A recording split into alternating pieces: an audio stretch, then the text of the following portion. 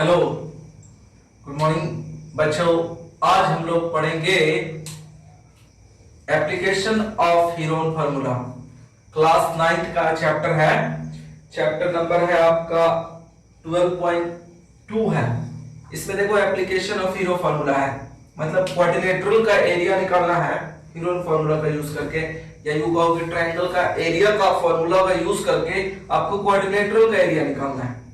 तो इसमें ना बहुत टाइप के और भी क्वेश्चन हो जाते हैं मिसलेनियस टाइप का, तो मैं सारा क्वाड्रिलेटरल के एरिया कैसे निकालते हैं वो भी डिस्कस कर देता हूं, आपके लिए बहुत बेनिफिशियल होगा। इसके बाद आप जान पाएंगे ना इस क्लास के बाद कि किसी भी क्वाड्रिलेटरल का कैसे एरिया निकालते हैं, चाहे वो कोई भी क्वाड्रिलेटरल हो, ठीक ना। तो उसके लिए सबसे पहले मेरे को बताना पड़ जाएगा कि क्वाड्रिलेटरल कितने टाइप के होते हैं, है ना। टाइप ऑफ क्वाड्रिलेटरल अगर मैं बता लूं तो आपके लिए फिर आसान हो जाएगा, क्योंकि आप जो बुक से बनाओगे ना यार, कोई बुक से बनेगा क्वेश्चन, ये पूरी गारंटी है। लेकिन उसके लिए पहले मेरे को पूरा क्वाड्रिलेटरल बताना होगा, ठीक है। तो मैं क्वाड्रिलेटरल बता ही देता हूं, कोई दिक्कत नहीं है, थोड़ा लगेगा टाइम। देखो क्वाड्रिलेटरल है क्या, है ना। सबसे पहले बात करते हैं क्वाड्रिलेटरल का। देखो यार, क्वाड्रिलेटरल नाम से लग रहा है, क्वाड मतलब चार होता है ना, जिसमें चार साइड होता है, दैट इज कॉल्ड क्वाड्रिलेटरल, है ना। A polygon having four side that is called quadrilateral. इसको हम लोग क्वाड्रिलेटरल कहेंगे। देख लो चार साइड है ना, 1 2 3 4, ये क्वाड्रिलेटरल है ना। इसको हम लोग ऐसे बोल सकते हैं, अ पॉलीगॉन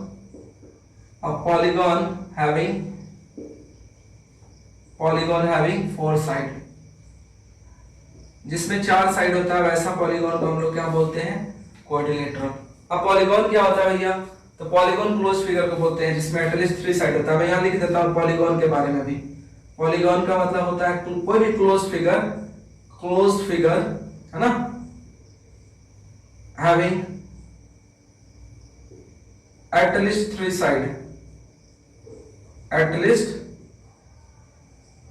साइड, जिसमें कम से कम 3 साइड होता है, दैट इज कॉल्ड पॉलीगॉन। सबसे छोटा पॉलीगॉन ट्रायंगल होता है ना। सबसे छोटा पॉलीगॉन 3 वाला को क्या बोलते हैं, ट्रायंगल बोलते हैं, ठीक है, ये तो आप पढ़े ही हो। और 4 वाला साइड जिसमें हो, वैसा पॉलीगॉन को हम लोग क्वाड्रिलेटरल बोलते हैं। अब देखो यार, क्वाड्रिलेटरल में बहुत सारी बात हमको आज बताना है, इसलिए क्वाड्रिलेटरल को ही रखते हैं, ट्रायंगल को हटा देते हैं। बस पॉलीगॉन बताना था, मैंने बता दिया कि ऐसा बंद फिगर जिसमें कम से कम 3 साइड हो, 4 साइड हो तभी चलेगा, 5 हो तभी चलेगा, 6 7 8 9 10 कुछ भी साइड हो, है ना। तो मेरे को आज मेरा मुद्दा है क्वाड्रिलेटरल। क्वाड्रिलेटरल में 4 साइड होते हैं। सबसे पहले इसके बारे में इंफॉर्मेशन लिख देते हैं क्या क्या होता है। तो सबसे पहले इसमें साइड कितने होते हैं भाई, तो इसमें साइड देखिए आपके पास 4 साइड होंगे, 4 साइड होंगे। पहले साइड कौन सी होगी, पहला जो साइड होगा वो होगा आपके पास ए बी, सेकेंड वाली साइड ये बी सी, थर्ड वाली साइड डी सी, और ये फोर्थ वाली डी ए। ये 4 साइड होते हैं, है ना। अब उसके बाद वर्टेक्स कितने होते हैं, वर्टेक्स का मतलब corner, 1 corner 2 corner 3 corner 4 corner. Vertex कितने होते हैं, प्लूरल होता है ना वर्टेक्स का, वर्टिसेस। तो 4 वर्टेक्स होते हैं। वर्टेक्स भी कितने होते हैं, 4, ए बी सी डी। कितने वर्टेक्स हैं, vertex A, vertex B, vertex C और डी, 4 वर्टेक्स हैं। और एंगल की बात कर लेते हैं, तो एंगल देखिए कितना होता है, एंगल देखिए, एंगल 4 एंगल है, और चारों एंगल का सम कितना होता है, angle A plus angle B plus angle C plus angle D, सब का सम जो होता है वो कितना होता है, 360 होता है। अंदर वाले एंगल का सम मैं बोल रहा हूं, अंदर वाले एंगल का सम, ये जो है ना अंदर वाले, ये जैसे मैं अभी बताया था ना कि पॉलीगॉन, तो मैं पॉलीगॉन बताया था, तो पॉलीगॉन का जो इंटीरियर एंगल का जो सम होता है ना, इंटीरियर एंगल का सम जो होता है वो क्या होता है भैया, n-2 इंटू 180 होता है, n-2 इंटू 180, वेयर n क्या होता है, n होता है नंबर ऑफ साइड, n क्या होता है, नंबर ऑफ साइड। ध्यान देने की बात है, बहुत मजेदार है। यहाँ पे देखिए, अगर ये मैं बोल रहा हूँ कि इंटीरियर एंगल का जो सम होता है, एंगल लिखा हूं ना, ये एंगल ऐसे लिखते हैं, ऐसा, और इसमें s लिख देते हैं, तो ये एंगल पढ़ा जाता है। इंटीरियर एंगल का सम होता है, यहाँ पे लिखता हूं sum of, this is sum of interior angle, या ऐसे भी लिख लो इंटीरियर एंगल सम, एक ही बात है ना। एक ही बात है, इंटीरियर एंगल का जो सम होता है वो कितना होता है, n माइनस 2 इंटू 180। जैसे ट्रायंगल में अगर आप चले थे ना, तो ट्रायंगल में n कितना था, 3 साइड है तो 3 माइनस 2 इंटू 180। तो ट्रायंगल में एंगल का सम कितना हो गया, 1 हो गया था 180। ट्रायंगल में 3 साइड थी ना, 1 2 3, 3 साइड थी तो 3 माइनस 2 इंटू 180, मतलब 3 में से 2 गया 1 इंटू 180, क्या आया था 180। वैसे ही क्वाड्रिलेटरल में भैया कितना है, क्वाड्रिलेटरल में तो 1 2 3 4 4 है ना, इस फार्मूला पे भरो, साइड 4 है, जो होता है साइड का वैल्यू होता है, तो 4 माइनस 2 इंटू 180। आप साफ साफ देख सकते हो, ये 2 बचेगा इंटू 180, दिस इज 360। एंगल का सम जो होता है ना, क्यों होता है ये भी देख लो, क्वाड्रिलेटरल के चारों एंगल का सम 360 होता है। अब देखिए आगे बात, क्यों, क्योंकि ये फार्मूला से आगे देखिए, इसमें वर्टेक्स हो गया। अब डायगोनल, डायगोनल कितने होते हैं, 2 डायगोनल होते हैं। एक डायगोनल कहते हैं किसको है, अपोजिट कॉर्नर को मिला देते हैं तो डायगोनल बनता है। इसका अपोजिट कॉर्नर ये है तो एक डायगोनल। पहला जो डायगोनल होगा, मैं तो बता रहा हूं कि डायगोनल होते कितने हैं, 2। पहला डायगोनल मेरे पास कौन सा होगा भैया, फर्स्ट जो डायगोनल है वो है मेरे पास AC, और जो सेकंड डायगोनल होगा इसको मिला दीजिए, तो सेकंड वाला डायगोनल हो जाएगा BD, 1 नंबर, है ना। अभी और भी इसमें बहुत सारी बातें हैं, अभी और मेरे को लिखना है, इसको मिटा देता हूं, है ना। अब देखिए इसमें अपोजिट एंगल किसको कहेंगे, A का अपोजिट एंगल C होता है, जो अपोजिट में है A का अपोजिट C है और B का अपोजिट D है, ठीक। और एडजेसेंट जो एंगल होता है ना, एडजेसेंट एंगल, इसके जो बगल में एंगल होते हैं उसको एडजेसेंट एंगल बोलते हैं। इसका एडजेसेंट एंगल ये भी है और इसका एडजेसेंट एंगल ये भी है, दो एडजेसेंट एंगल हो जाएंगे, है ना। ये सब तो चलो बात की बात है, हमको यहाँ बताने से उतना कुछ फायदा नहीं, ज्योमेट्री में हम डिटेल में जाके देखेंगे। वैसे इसका भी आप एडजेसेंट एंगल देख सकते हो, ये भी है और ये भी है ना। अभी हम आगे इसको लेके चलते हैं। डायगोनल हो गया और ये दोनों डायगोनल एक पॉइंट पे काट लेता है ना। अब चलिए आगे हम चलते हैं टाइप ऑफ क्वाड्रिलेटरल में। क्वाड्रिलेटरल तो बहुत टाइप के होंगे ना,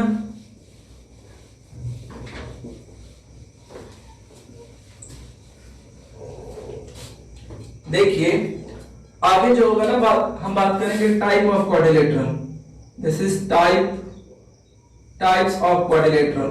तो क्वाड्रिलेटरल के बहुत टाइप होते हैं, मैं जैसे बोलूंगा, जिस पैटर्न में बोलूंगा वैसे ही लिखना है और वैसे ही समझना है, आपको याद भी हो जाएगा और सारा क्वेश्चन बड़े ही सिंपल वे में बनेगा और एकदम क्रिस्टल कांसेप्ट हो जाएगा, एकदम क्लियर, है ना। इसलिए इसी पैटर्न में याद करना, क्योंकि ये बहुत रिसर्च करके बनाया गया वो टाइप ना, तो एकदम याद हो जाता है इस टाइप से। बुक में आपको अलग अलग क्रम में मिल जाएगा, अलग अलग, लेकिन आपको इसी पैटर्न में याद करना है, इसी जैसे मैं जैसे बता रहा हूं वैसे ही। देखो इसमें पहला जो होगा ना टाइप, फर्स्ट वाला टाइप होगा, आपको हम बोल रहे हैं क्या, that is called parallelogram. Parallelogram पहला जो होगा, this is called parallelogram. Second वाला जो होगा उसको हम लोग बोलेंगे रोम्बस। ऐसे ही याद करना, पहले पैरेललोग्राम देन रोम्बस, ठीक है। रोम्बस है ना, पहला पैरेललोग्राम दूसरा रोम्बस। थर्ड वाला जो होगा, थर्ड वाला को थर्ड वाले की तरह याद करना है, पहला रोम्बस, सॉरी पैरेललोग्राम, रोम्बस। उसके बाद हम लोग आगे बात करेंगे रेक्टेंगल। दिस इज रेक्टेंगल, है ना। रेक्टेंगल के बाद आगे जो हम बात करेंगे वो होगा हमारा स्क्वायर होगा, स्क्वायर होगा। स्क्वायर के बाद जो होगा वो ये 4 में हो गए ना, 4 के बाद ये आपका ट्रेपेजियम, आगे क्या होगा ट्रेपेजियम, उसके बाद काइट, खत्म। इतने टाइप के होते हैं। दिस इज ट्रेपेजियम, TRA, ये आपका ट्रेपेजियम, ठीक है। ये जेड है ना, जेड है ट्रेपेजियम। और लास्ट वाला जो टाइप होगा, this is called kite. Last में हम क्या बोल रहे हैं, काइट होगा। कितने हो गए, 1 2 3 4 5 6 काइट हो गए। मैं थोड़ा थोड़ा सबके बारे में बताऊंगा, थोड़ा थोड़ा सबके बारे में बताऊंगा। पहला पैरेललोग्राम, दूसरा रोम्बस, तीसरा रेक्टेंगल, स्क्वायर, ट्रेपेजियम और काइट, है ना। मैं बारी बारी से सबके बारे में बताता हूँ। सब में 4 साइड होगा क्योंकि सब क्वाड्रिलेटरल है, सब के एंगल का सम 360 होगा क्योंकि सब क्वाड्रिलेटरल है, सब में 2 डायगोनल होंगे, ठीक है ना। लेकिन सब के कुछ ना कुछ एक स्पेशलाइजेशन होगा, सबका कुछ ना कुछ एक स्पेशल कैरेक्टरिस्टिक होगा, है ना। अभी हम उसी के बारे में बात करेंगे। सबसे पहला काम मेरा करना है कि पैरेललोग्राम के बारे में पढ़ लेते हैं, फिर बाकी सारा कुछ कोरिलेट करेंगे पैरेललोग्राम से, ठीक ना। तो देखिए सबसे पहले हम पैरेललोग्राम के बारे में बात करते हैं। क्या है पैरेललोग्राम? तो पहला है पैरेललोग्राम, इसमें हम बात करते हैं। देखो यार क्या कि पैरेललोग्राम ऐसा होता है, फिगर में बना देता हूं, थोड़ा बड़ा ही बना रहे हैं। पैरेललोग्राम में ना देखो क्या बात हो रहा है कि अपोजिट साइड बस पैरेलल होते हैं। इसका अपोजिट साइड ये हो गया और ये वाला और ये वाला, दिस इज ये वाला और ये वाला, इसका अपोजिट माने सामने। पहला हम क्या बोल रहे हैं, अब ऐसा क्वाड्रिलेटरल, ये भी तो चार साइड होगा तो क्वाड्रिलेटरल ही होंगे, सब में चार साइड होंगे। तो ऐसा क्वाड्रिलेटरल जिसमें अपोजिट साइड पैरेलल होता है, और quadrilateral whose opposite side are parallel. ठीक है, और क्वाड्रिलेटरल हुज, बस इतना ही पूरा डेफिनेशन लिखने का जरूरत भी नहीं था। Whose opposite side are, opposite लिखा ना, opposite sides are parallel, this is called parallel. मैं पूरा ही लिख दे रहा हूं अभी ना। अपोजिट साइड जब पैरेलल होंगे तो हम लोग क्या कहेंगे कि वो पैरेललोग्राम है, और बाकी कुछ नहीं। अपोजिट साइड के पैरेलल होने से फिर बाकी कुछ होगा, मतलब अगर ये और ये पैरेलल, ये और ये पैरेलल, तो ये पैरेललोग्राम हो गया। अब देखो इसका हम आगे बात करते हैं, इसका प्रॉपर्टी बात करते हैं। देखिए मिटा देते हैं क्योंकि पैरेललोग्राम यहाँ पे मेरा भी चलेगा पूरा। पहला टाइप चल रहा है पैरेललोग्राम, क्वाड्रिलेटरल का फर्स्ट है। इसमें देखो ना प्रॉपर्टीज में क्या क्या होगा, बहुत सारा प्रॉपर्टीज होगा। देखिए पहला प्रॉपर्टीज जो होगा कि इसका जब अपोजिट साइड अगर पैरेलल होगा तो इक्वल अपने आप हो जाएगा, इक्वल हो जाएगा। कैसे? ज्योमेट्री में हम लोग प्रूफ करके देखेंगे। अपोजिट साइड मतलब ये साइड और ये साइड इक्वल होगा। ये मैं डबल मार्क लगाया हूं, डबल मार्क मतलब ये और ये इक्वल होगा। पहला प्रॉपर्टी क्या होगा कि अपोजिट साइड जो होंगे ना, अपोजिट साइड वो इक्वल होंगे। This is opposite side, opposite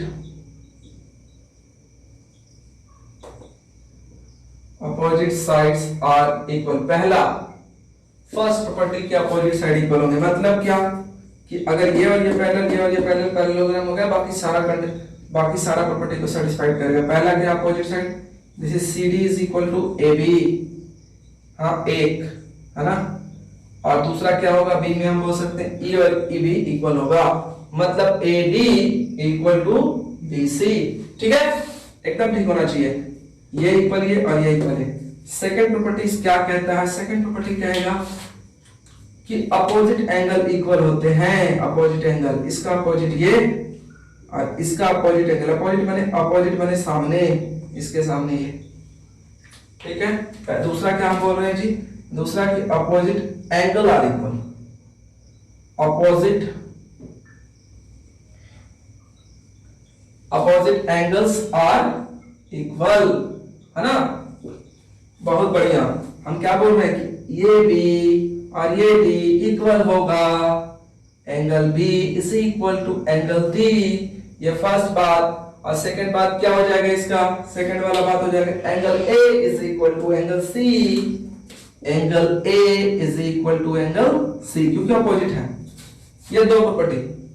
तीसरा प्रॉपर्टी क्या होगा ना, तीसरा वाला प्रॉपर्टी देखो, एडजेसेंट एंगल का सम, मैंने बोला था ना इसके जो बगल में है, इसके बगल में ये है, तो ये दोनों का सम 180 होगा, या ये दोनों का भी सम 180 होगा, है ना। हम ऐसे कह सकते हैं कि एडजेसेंट एंगल का सम या सम ऑफ, दिस सम है ना, sum of adjacent angle, sum of adjacent angle is equal to 180।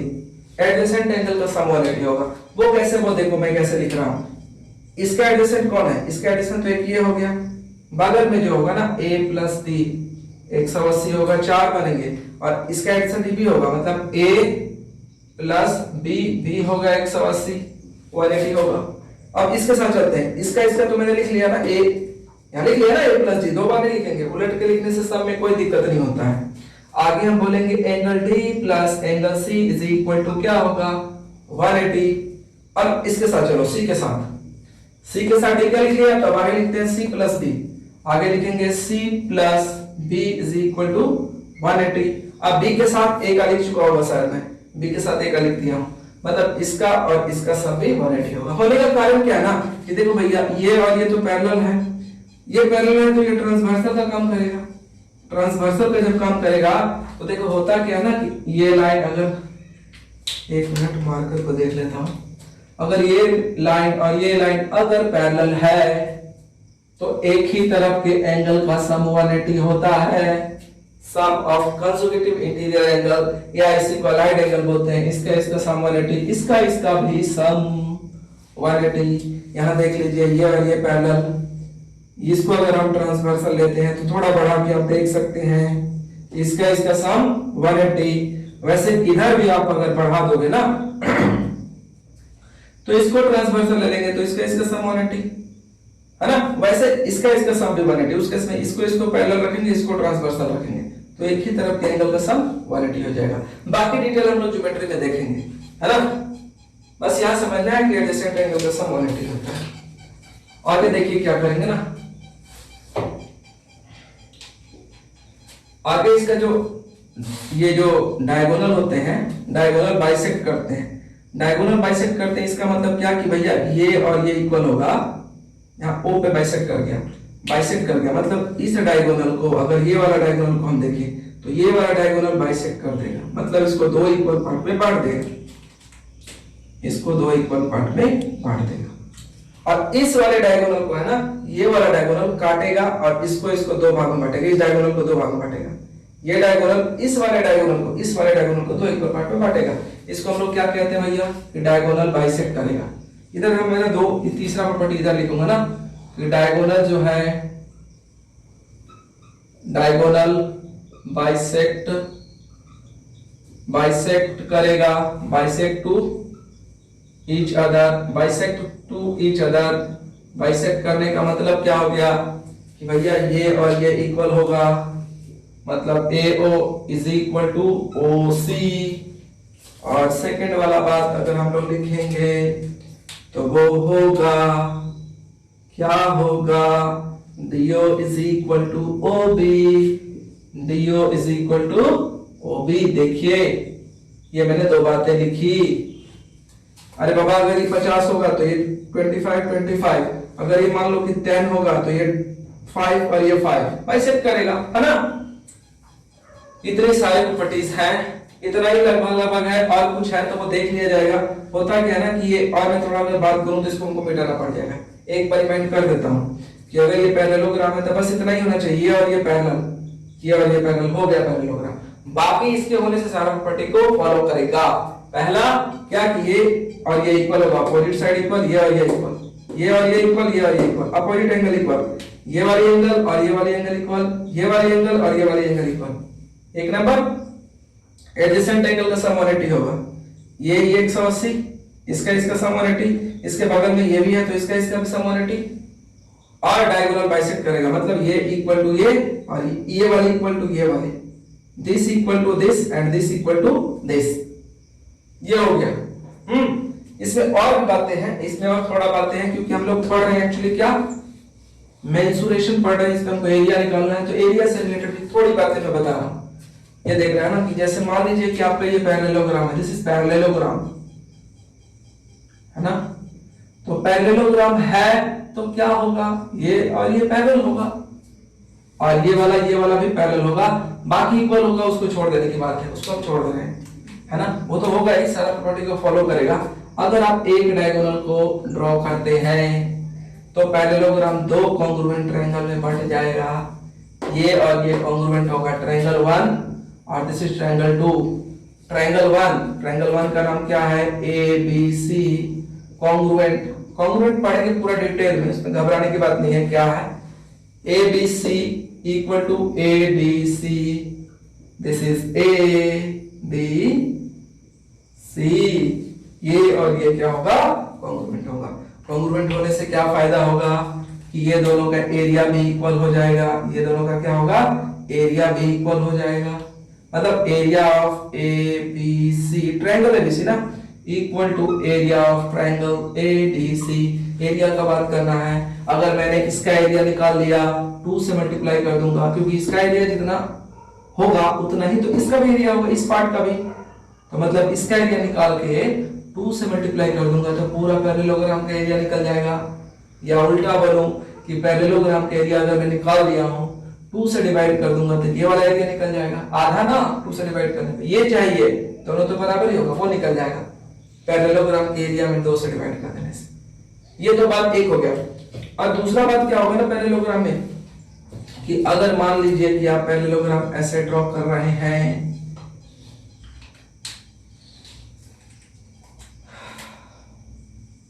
देखिए ये डायगोनल है, तो यहाँ पे क्या बात होगा ना कि यहाँ पे देखिए ए बी सी, अगर दोनों डायगोनल को देखिए तो ये 4 triangle, 1 2 3 4, triangle number 1, triangle number 2, triangle number 3 और ये 4, इस चारों का एरिया क्या होगा, इक्वल होगा।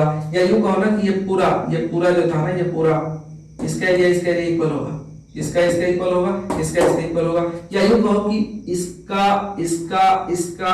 चारों का एरिया इक्वल होगा। माने कह सकते हैं हम लोग कि area of triangle A O B diagonal bisect करेगा तो चारों का एरिया इक्वल होगा, चारों ट्रायंगल का एरिया होगा, और बी ओ सी का भी area equal to area of C O D equal to area D O A, क्या होगा, डी ओ ए, चारों का एरिया इक्वल होगा। कहने का मतलब है कि अगर किसी एक का एरिया निकाल लिया तो 4 से मल्टीप्लाई कर दूंगा, 4 से मल्टीप्लाई कर दूंगा, पूरा पैरेललोग्राम का एरिया निकल जाएगा। या पैरेललोग्राम का एरिया निकाल के 4 से डिवाइड कर दूंगा तो एक पार्ट का एरिया निकल जाएगा, कोई भी एक पार्ट का एरिया निकल जाएगा, क्योंकि चारों पार्ट का एरिया क्या है, इक्वल है ना। तो इतना अभी प्रॉपर्टी आप जानिए, किसी भी प्रकार का किसी भी बुक से बनेगा क्वेश्चन, चाहे वो कंपटीशन का एग्जाम हो इस लेवल का, या फिर आपका बेसिक बुक हो, या कोई भी पब्लिकेशन का बुक हो, सब बनेगा इससे, है ना। अभी देखिए, अब हम लोग चलेंगे क्या, चलने वाले हम लोग क्या, सेकंड है रोम्बस। सेकंड क्या है भैया, दिस इज रोम्बस। आगे हम लोग बात करेंगे क्या, rhombus, this is rhombus. Rhombus को जैसे समांतर चतुर्भुज को अगर कोई हिंदी जानना चाहे तो लिख लेना है कि दिस इज पैरेललोग्राम। अभी हम लोग पढ़े थे इसको शॉर्टकट में, पैरेललोग्राम को 2 लाइन खींच के ऐसे लिख देते हैं जी, पैरेललोग्राम पढ़ते हैं, और हिंदी में पढ़ते हैं, ठीक है ना,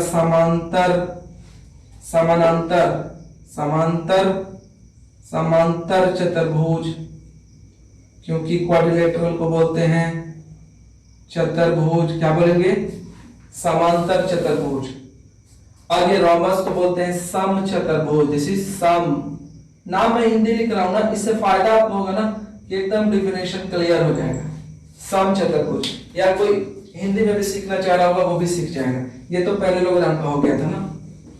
देखो यार होगा क्या इसमें, देखो मैं इसको कैसे डिफाइन करूंगा, सम चतुर्भुज, नाम ही है, चतुर्भुज का मतलब क्वाड्रिलेटरल होता है, क्वाड्रिलेटरल को चतुर्भुज कहते हैं। चतुर्भुज मतलब 4 है जिनके भुजा, और भुजा का मतलब होता है साइड, भुजा का मतलब साइड, चतुर्भुज कहते हैं ना क्वाड्रिलेटरल को।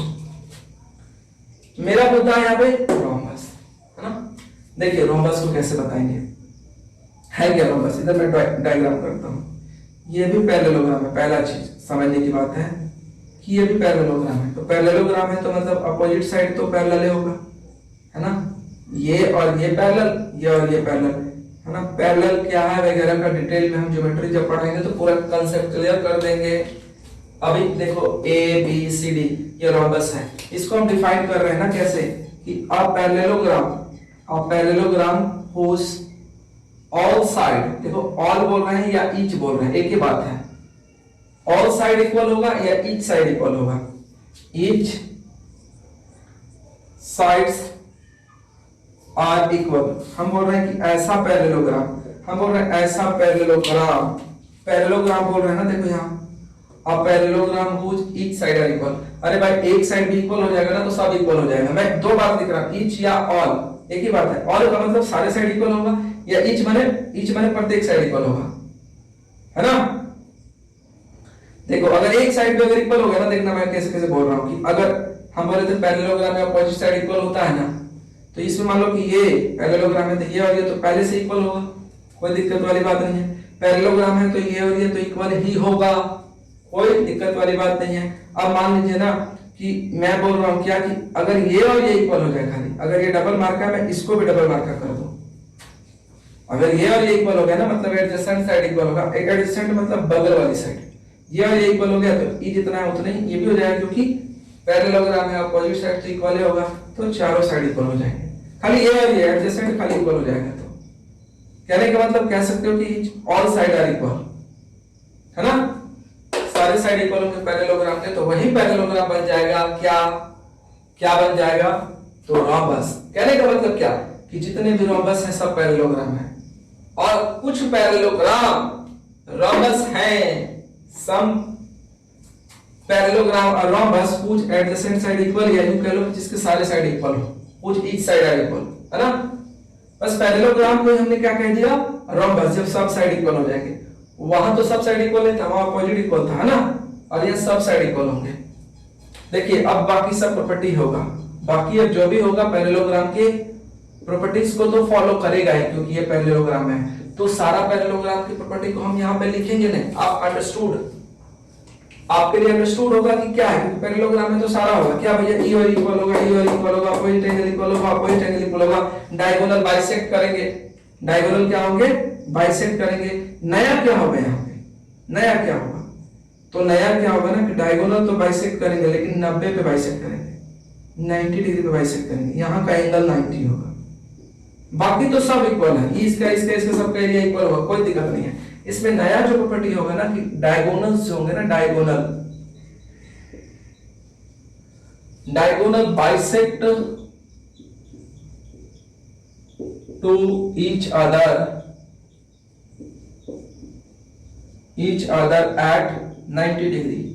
क्या बोल रहे हैं कि 90 डिग्री पे बाइसेक्ट करेगा, कहने का मतलब बाइसेक्ट करेगा इस डायगोनल को, ये वाला डायगोनल दो भागों में बांटेगा, ऐसे और ऐसे इक्वल, है ना, और ये वाला डायगोनल को ये डायगोनल बांट देगा दो इक्वल पार्ट में, ये और ये दो इक्वल पार्ट में इक्वल कर दिया, बांट दिया, है ना।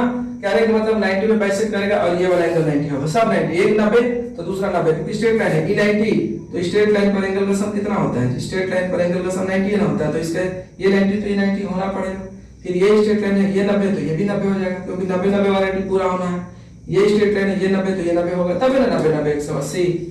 भैया स्ट्रेट लाइन पर कोई भी दो एंगल का सम कितना होता है, इसका और इसका सम क्वालिटी होता है ना। अगर हम बोल देंगे कि 90 तो इसको 90 होना पड़ेगा, तब है ना 90 90 180।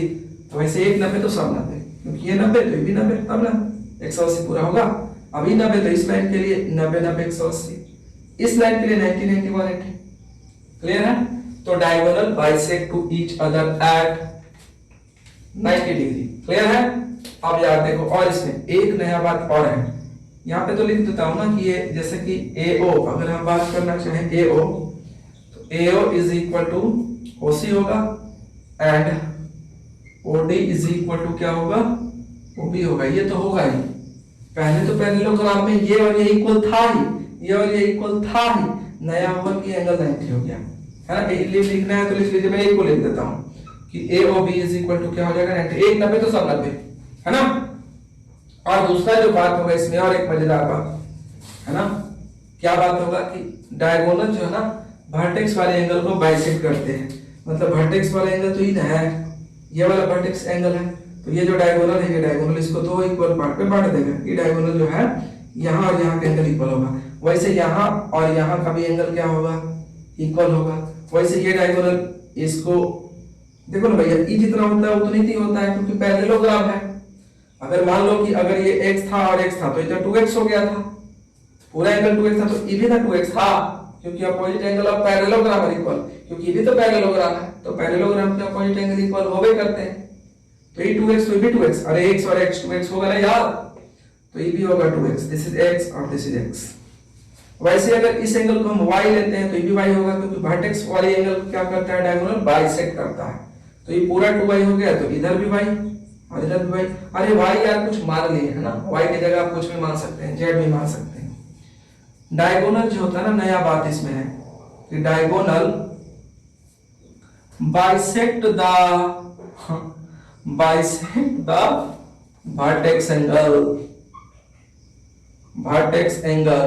वर्टेक्स एंगल को बाइसेक्ट कर देता है। कहने का मतलब आप देख ही लिए, इसमें कुछ लिखने वाली बात नहीं है। लिख दूं मैं एक का कि ई बराबर ई हो जाएगा, ई बराबर ई और ई बराबर ई, ई बराबर ई। पैरेललोग्राम में ऐसा नहीं बोले थे, इसमें बोल रहे हैं, नया बात है। ये इक्वल हो जाने से, चारों साइड के इक्वल होने से वर्टेक्स वाला एंगल भी बाइसेक्ट हो जाता है।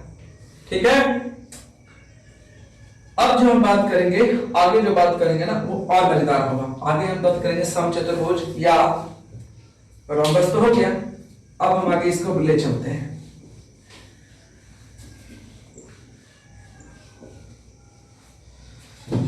आगे जो है वो है आपका रेक्टेंगल है। आगे क्या है? रेक्टेंगल है। आगे देखो है ना क्या, रेक्टेंगल, दिस इज रेक्टेंगल। देखो रेक्टेंगल में क्या बोल रहे हैं, ये भी पैरेललोग्राम होता है। अब पैरेललोग्राम हुज वन एंगल जो होता है, एंगल लिखा ना, ये एंगल लिखा है, लिख ही देता हूं पूरा। वन एंगल, शॉर्ट में एंगल को ऐसे लिखते हैं, ऐसे लिख देते हैं, one angle is 90, one angle is 90। अगर पैरेललोग्राम का एक एंगल 90 हो जाए तो वही बन जाएगा रेक्टेंगल। जैसे पैरेललोग्राम हम बताए थे तो ना, क्या होता है पैरेललोग्राम में, ये और ये पैरेलल, अपोजिट साइड पैरेलल, ये और ये पैरेलल। देखो पैरेलल के लिए हम ना ऐसा निशान बनाते हैं, ई और E parallel, this is D. ये सिंगल मार्का दिखा रहा है कि ये और ये पैरेलल, डबल मार्का पैरेलल वाला एरो जो दिखा रहा है ये और ये पैरेलल। इसमें क्या होगा ना, एक 90 होगा। अरे बाबा, एक 90 होगा तो चार 90 हो जाएगा, क्योंकि पैरेललोग्राम है तो अपोजिट एंगल तो इक्वल ही होगा। अब एडजेसेंट एंगल का सम 180 होता है पैरेललोग्राम में, ये 90 है तो कितना रखेंगे कि सम 90 180 हो जाएगा, तो 90 रखना होगा, क्योंकि 90 90 180 होता है। अब अपोजिट एंगल फिर से ये क्या हो गया 90। बाकी सब कुछ होगा पैरेललोग्राम का, खाली एक एंगल 90 हो जाएगा तो बाकी सब कुछ। बाकी तो रेक्टेंगल में आप बचपन से पढ़ते आ रहे हैं कि ये लेंथ होता है, लेंथ होता है, अपोजिट साइड इक्वल होता है। क्यों होता है? क्योंकि ये पैरेललोग्राम है। ठीक है, इसमें नया क्या है भैया? बाकी तो सब पैरेललोग्राम की प्रॉपर्टी को फॉलो करेगा कि अपोजिट एंगल इक्वल होगा, डायगोनल बाइसेक्ट करेगा। नया क्या है इसमें? नया क्या है इसमें? एक बात देखो, इसमें क्या नया है वो मैं दिखा रहा हूं। डायगोनल इसके इक्वल होते हैं। इसके क्या इक्वल होते हैं? डायगोनल इक्वल होते हैं। This is diagonal are equal, इसके डायगोनल इक्वल होते हैं, है ना। बस यही बात है, इसमें नया कुछ नहीं है। मतलब ये डायगोनल और ये डायगोनल इक्वल होगा। उससे फायदा क्या हो जाएगा कि अगर ये मान लीजिए कि अगर पूरा 10 होगा तो पैरेललोग्राम है, तो ये 10 तो ये भी 10, क्योंकि इसके डायगोनल हम बोल रहे इक्वल होंगे। ये AC इक्वल टू BD, पहला डायगोनल और दूसरा डायगोनल। अगर मान लो ना कि पूरा 10 है तो ये 5 और ये 5 बढ़ जाएगा, क्योंकि पैरेललोग्राम है। पैरेललोग्राम के डायगोनल तो बाइसेक्ट होते हैं। अरे बाबा, तो ये भी तो 10 होगा ना, तो E 10 तो E भी 5 और E भी 5, क्योंकि भी तो बाइसेक्ट होगा ना। नया बस इसमें यही है और कुछ नहीं है। ठीक है, देखो ना, मैं इसका एरिया वगैरह सब निकाल के दिखा देता हूं।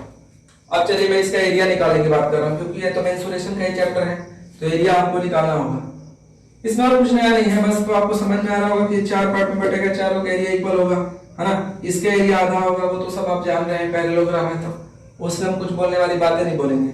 देखो अब इसके आगे वाला जो है ना मेरे पास, आगे वाला है आपका क्या है, स्क्वायर है। तो स्क्वायर को देखो हम लोग कैसे डिफाइन करेंगे, इसको रोम्बस से डिफाइन करेंगे। ये रोम्बस है जी। रोम्बस में क्या होता था, सारे साइड इक्वल होते थे।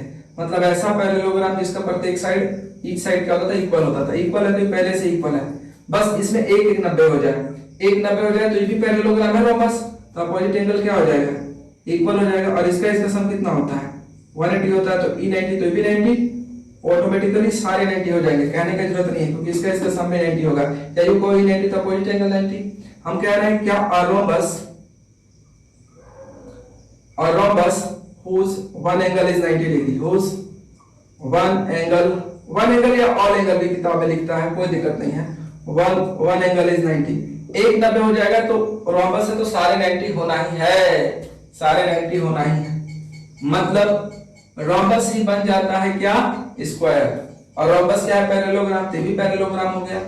पैरेललोग्राम और रोम्बस सारा प्रॉपर्टी को फॉलो करेगा।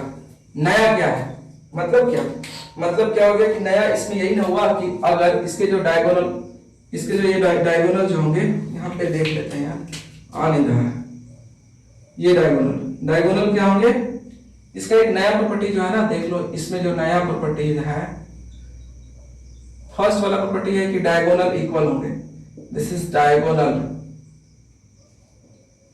डायगोनल आर इक्वल, डायगोनल क्या होंगे, इक्वल होंगे। देखो मैं कैसे बना के दिखा देता हूं, इसके डायगोनल AC और दूसरा है BD, this is BD equal होगा, ये और ये इक्वल होगा, और एक और भी 90 पे बाइसेक्ट करेगा क्योंकि ये रोम्बस है, एंड ये रोम्बस है तो बाइसेक्ट तो करेगा कितना पे भाई, 90 पे बाइसेक्ट करेगा। यहाँ का एंगल भी 90 होगा, दिस इज 90 90 90 और ये 90, डायगोनल भी क्या करेगा, बाइसेक्ट करेगा, कितना पे, 90 पे, क्योंकि ये रोम्बस है। वर्टेक्स, रोम्बस पे क्या होता था, वर्टेक्स एंगल को क्या करता था, बाइसेक्ट करता था, तो यहाँ का एंगल 45, यहाँ का एंगल भी 45, वर्टेक्स एंगल, ये रोम्बस है तो बाइसेक्ट करेगा वर्टेक्स के एंगल को, कौन, डायगोनल, तो ये 45, ये भी 45 हो जाएगा, ये भी 45, ये भी 45 और ये भी 45, 45 45 45 45 हो जाएगा वर्टेक्स वाले एंगल। मतलब इसमें भी तो क्या होगा कि डायगोनल जो होगा, डायगोनल क्या करेगा, bisect the angle of vertex, इसमें बस और क्या नया करें, बाकी तो इसका इस सब का एरिया बराबर ही होगा, ये तो इसका एरिया निकालेंगे 2 से मल्टीप्लाई कर देंगे तो पूरा निकल ही जाएगा, क्योंकि ये और ये तो कॉन्ग्रुएंट होगा, बस इसमें यही है, नया कुछ नहीं है, बस डायगोनल इक्वल होते हैं, बस यही याद रखना है ना। अगला जो है वो है ट्रेपेजियम, ट्रेपेजियम जेड लिखते हैं अलग ना, अगला है ट्रेपेजियम। ट्रेपेजियम में क्या होता है ना, देखो यार इसमें ना क्या होता है ना कि one pair of sides, one pair of opposite side are parallel, एक पेयर पैरेलल होने चाहिए अपोजिट साइड के, और दूसरे पेयर जो होने चाहिए वो नॉन पैरेलल होने चाहिए, ये और ये पैरेलल, ये और ये नॉन पैरेलल, तो ये ट्रेपेजियम हो गया। ये भी क्वाड्रिलेटरल है, इसमें 4 साइड है, चारों का एंगल 360 होगा, सारे तो हम क्वाड्रिलेटरल ही पढ़ रहे हैं, है ना। इसमें क्या होगा, तो one side, one pair of sides जो होंगे आर पैरेलल, है ना, एंड वन पेयर जो होंगे, and one pair of sides are non parallel, non parallel का मतलब पैरेलल नहीं होंगे ना, नॉन पैरेलल, तो ऐसा फिगर को हम लोग बोलते हैं ट्रेपेजियम। क्या बोलेंगे ऐसा फिगर को, ट्रेपेजियम। और देखो ट्रेपेजियम का एरिया नहीं निकालेंगे, ट्रेपेजियम के बारे में कुछ हम बात करेंगे, कुछ प्रॉपर्टी को बात करेंगे। देखो कुछ प्रॉपर्टी क्या है ट्रेपेजियम का, एक मिनट देखिए, ट्रेपेजियम का देखो ना यार प्रॉपर्टीज क्या है, चलो यार ये देखिए यार, ये मान लो ना यार कि ये ट्रेपेजियम है, दिस इज ट्रेपेजियम। अगर मान लो ये और ये पैरेलल है तो ये और ये तो नॉन पैरेलल है, ट्रेपेजियम साफ साफ दिख रहा है। लेकिन अगर मान लीजिए कि अगर नॉन पैरेलल साइड इक्वल हो गया, ये और ये इक्वल हो गया, तो ऐसा ट्रेपेजियम को हम लोग बोलेंगे, ऐसा वाला ट्रेपेजियम को क्या बोलेंगे, आइसोसेलेस, आइसोसेलेस ट्रेपेजियम बोलेंगे, दिस इज आइसोसेलेस ट्रेपेजियम। अब आइसोसेलेस ट्रेपेजियम हो जाएगा तो क्या इसका प्रॉपर्टी होगा, तो इसका पहला प्रॉपर्टी होगा कि ये एंगल और ये वाली एंगल क्या होगा, इक्वल होगा, ठीक है। दूसरा ऊपर वाला एंगल भी क्या होगा, इक्वल होगा। हम लोग क्या जाने भैया कि base angle D is equal to angle C हो जाएगा, and angle A is equal to angle B हो जाएगा आइसोसेलेस ट्रेपेजियम के हो जाने से। एक और चीज होता है, और इसमें क्या हो जाता है आइसोसेलेस ट्रेपेजियम में, तो देखो एक तो हो गया कि ये वाली एंगल, ये वाली, नीचे वाले दोनों एंगल इक्वल होगा, ऊपर वाले दोनों एंगल होगा, और दूसरा चीज कि डायगोनल भी इक्वल हो जाएगा। दूसरा चीज हम क्या बात कर रहे हैं भैया, दूसरा इधर लिख रहा हूं ना कि डायगोनल भी इक्वल हो जाएंगे, डायगोनल्स आर इक्वल, डायगोनल भी इक्वल हो जाएंगे। एक और चीज होता है ना, डायगोनल तो इक्वल होते हैं, साथ में ये वाला पार्ट ऊपर वाला इक्वल होता है। अगर डायगोनल बाई अगर एक दूसरे को इंटरसेक्ट कर रहे हैं तो ये ऊपर वाला और ऊपर वाला इक्वल होगा, और ये नीचे वाला पार्ट और नीचे वाला पार्ट इक्वल होगा। अगर ये आइसोसेलेस है तो आइसोसेलेस अगर ट्राइपेजियम है तो ये और ये इक्वल होगा और ये और इक्वल होगा। मैं लिख देता हूँ, D O is equal to O C होगा और A O is equal to O B होगा, है ना। मतलब कि कोई भी अगर ट्रेपेजियम है, अगर ये और ये पार्ट इक्वल और ये पार्ट इक्वल, इसका मतलब आइसोसेलेस ट्रेपेजियम होगा। उस केस में नीचे के एंगल भी इक्वल हो जाएंगे और ऊपर के एंगल भी इक्वल हो जाएंगे और डायगोनल भी इक्वल हो जाएगा। बस इतना ही है, ठीक है ना। अगला लास्ट वाला जो है वो है आपके पास क्या है, काइट। क्या है जी, काइट। तो काइट पतंग बोलते हैं इसको हिंदी में। देखिए ना क्या होगा, ये देखिए ऐसे ही ना पतंग होता है, मतलब ये वाला इक्वल होना चाहिए काइट में। और क्या होना चाहिए भैया, इसमें भी चार साइड, ये भी क्वाड्रिलेटरल है, ये और ये इक्वल। देखिए हम कैसे बनाएंगे, क्या होगा ना, मैं ऐसे ड्रॉ कर लिया जी, और ये मैं ऐसे ड्रॉ कर लिया, तो इसमें क्या होगा ना कि यहाँ पे 90 एंगल बनता है काइट में, और ये वाला साइड दो इक्वल पार्ट में बढ़ जाता है, ये इक्वल ये, मतलब डायगोनल जो है ना, एक डायगोनल बाइसेक्ट होता है, ये और ये इक्वल होगा, बस और कुछ नहीं। काइट में क्या होगा, ये और ये इक्वल होगा, ऊपर वाले दोनों एडजेसेंट साइड इक्वल, नीचे वाले दोनों एडजेसेंट साइड इक्वल, और ये इक्वल, ये मतलब ये वाला इक्वल और ये वाला, और यहाँ का एंगल 90, बस दिस इज काइट। तभी पतंग आपका अच्छा से उड़ेगा, है ना। तो उम्मीद है आपका क्वाड्रिलेटरल का क्लास बहुत इंपॉर्टेंट था, जो कि आपको अच्छा लगा होगा, और शायद ये क्लास को आप एंजॉय भी किए होंगे, है ना। इसके बताने के बाद मैं सबका एरिया निकाल के दिखाता हूँ आपको, देखना कितने मजेदार तरीका से एरिया निकलेगा, एकदम मजा आ जाएगा आपको, है ना। अगर आज का क्लास आपको अच्छा लगा होगा तो दोस्तों में लाइक करिए, सब्सक्राइब करिए, और चैनल को सब्सक्राइब करना ही है। अगर ये आपको क्लास अच्छा लगा होगा तो क्या करना है, दोस्तों के साथ शेयर करना है वीडियो को, और चैनल को सब्सक्राइब करना है ना। ये